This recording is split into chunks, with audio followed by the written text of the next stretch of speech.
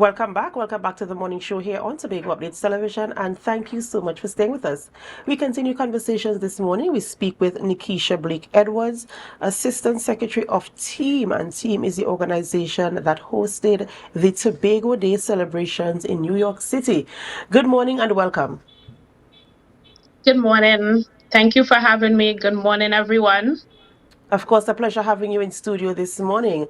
Prior to Thank the you. Tobago Day celebrations in New York, we had conversations with one of your members, and now we're talking about the execution of the event. So just talk us through how the event went off in terms of the stakeholder buy-in, the persons who came to visit, and just the general feel of how the event went this year. So, firstly, I want to say thank you to team for hosting this event. Secondly, I want to say thank you to the THA. Thank you to the Honorable Fali Augustine. Thank you also to the Tobago contingents that came up and participated. Thank you to all the media houses that were involved, especially you, Tobago Updates. Thank you to each and everyone who contributed to the event. So the event had about, say, 1,400 persons.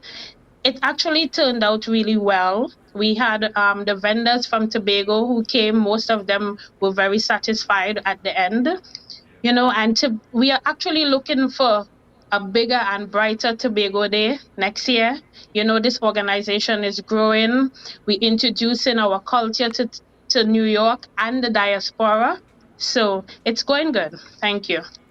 Mrs. Blake Edwards, outside of introducing the culture to the diaspora, to New York and the diaspora, in terms of vendors coming from Tobago, is there any conversation in terms of ensuring that there's some type of exchange, like export from Tobago, the produce that the vendors bring across? Is there any discussions with any organization or any type of investment to bring and to stock some of these products in shelves in New York or anywhere across the United States of America? Well, that's something that we actually working on. There are couple like Yazan, her products is already here in one of the stores, and that's something that we are currently working on to showcase our products up here and it's be easily accessible to the folks that live in New York in the stores. So, can you just run us through some of the activities that took place on the day of the actual family day? Okay, so we had our honorees. I must say thank you to them as well, the persons, our founding members who actually started this organization. We had the dance group that came from Tobago. We had the old time wedding. We had the ballet dancing. We had dumpling eating competitions. We wanted to do the crab race, but we ran out of time for that due to the rain. I also want to thank Marlon, our MC Marlon Calendar. Despite the rain, he did a wonderful job having the team jumping in the rain and celebrating.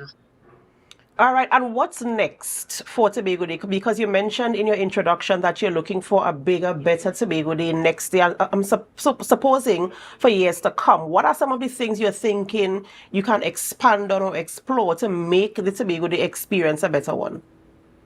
So one of the things that I would really like to see is having sponsors like one of our locals, Caribbean Airlines or Angostura sponsoring Tobago Day because to host this event is very costly.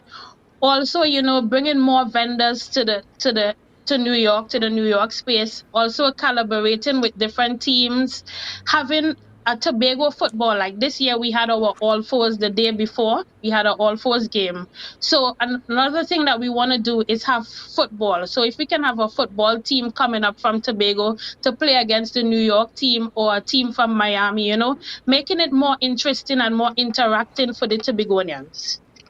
Uh, so we could see very clearly that Tobagonians in New York, in the diaspora in the United States, they're quite excited about the Tobago Day celebrations. But what would you say to persons here back in Tobago who might be skeptical about the event? What would you say to them to make them buy into the event some more?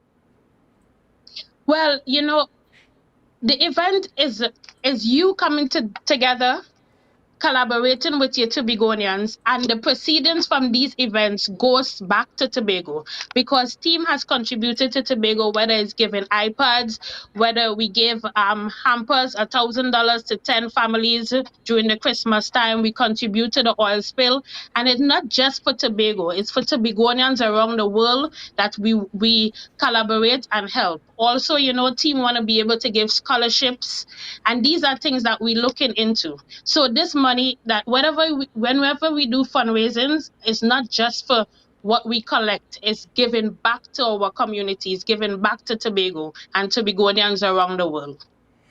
All right, Nikisha, thank you so much for coming this morning and, of course, giving us that update in terms of how the event pulled off this year and your projections for next year and future editions of the Tobago Day celebration. We wish you the absolute best in this and your other endeavors as well. Thank you so much. Thank you so much. Thank you very much for having me, and hope to see you guys in Tobago Day 2026. We'll see how it goes. Thank you so much.